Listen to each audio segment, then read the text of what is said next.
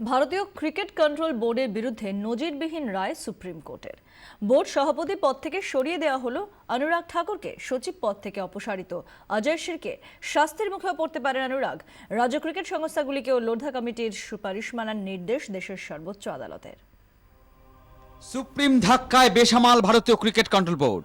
BCCI Lodha মামলায় ঐতিহাসিক রায় supreme কোর্টের। বোর্ড সভাপতির পদ থেকে সরিয়ে দেওয়া হলো অনুরাগ ঠাকুরকে, সচিব পদ থেকে অপসারিত অজয় শিরকে। শাস্তির মুখেও পড়তে পারেন অনুরাগ ঠাকুর।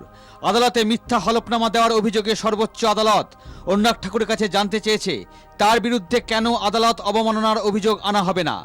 আদালতে মিথ্যা হলফনামা দেওয়ার দায়ে শোকজ করা হয়েছে অনুরাগ ঠাকুরকে। দুই শীর্ষকর্তার অপসারণের পর আপাতত ভারতীয় ক্রিকেট বোর্ডের মাথায় বসছে নতুন প্রশাসনিক কমিটি। বোর্ডের যাবতীয় কাজকর্ম দেখভাল করবে নতুন প্রশাসনিক কমিটি।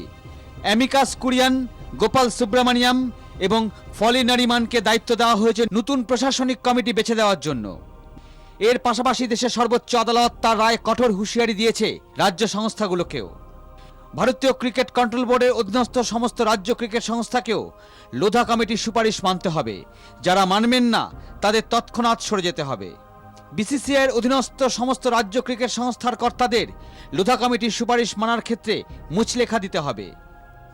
বর্তমানে বোর্ডের প্রশাসনিক কাজকর্ম চলবে কার তত্ত্বাবধানে তাও জানিয়ে দিয়েছে দেশের সর্বোচ্চ আদালত। বোর্ডের সিনিয়র ভাইস প্রেসিডেন্ট সভাপতির দায়িত্ব সামলাবেন, সচিবের দায়িত্ব সামলাবেন বোর্ডের যুগ্ম সচিব। সুপ্রিম কোর্টে বোর্ড আর লোধা মামলার পরবর্তী শুনানি 19 জানুয়ারি। ব্যুরো রিপোর্ট, 24 ঘন্টা। বিসিসিআইয়ের শীর্ষ পদ থেকে অনুরাগ ঠাকুরদের সরিয়ে দেওয়া নিয়ে মিশ্র প্রতিক্রিয়া বোর্ড কর্তাদের। তবে সুপ্রিম কোর্টের সিদ্ধান্তে বিস্মিত এরাপল্লী প্রসন্ন। লোধার বিরুদ্ধে এক রাজ্য এক ভোট নিয়ে ফের সরব বোর্ডের প্রাক্তন সভাপতি শরদ পাওয়ার। সুপ্রিম কোর্টের রায় নিয়ে মিশ্র প্রতিক্রিয়া ভারতীয় ক্রিকেট কন্ট্রোল বোর্ডে। বিসিসিআইয়ের সচিব পদ থেকে সরিয়ে দেওয়ার পর অজয় শিরকের ঘোষণা সর্বোচ্চ আদালত রায় দিয়েছে। সেই রায় তিনি মেনে নিয়ে পদ থেকে সরে দাঁড়াচ্ছেন। নিরঞ্জন শাহ অবশ্য রায়ের কপি না দেখে কিছু বলতে নারাজ। অনুরাগ ঠাকুর অজয় শিরকের অপসারণ নিয়ে কোনো কথা না বললেও এক রাজ্য এক ভোট নিয়ে লোধার প্রস্তাবের বিরোধিতায় এখনো অটল শরদ পাওয়ার। ऑर्डर पूरा पढ़ा भी नहीं है और जो सुप्रीम कोर्ट ने बोला है वो फाइनली होता है, तो we all have to abide.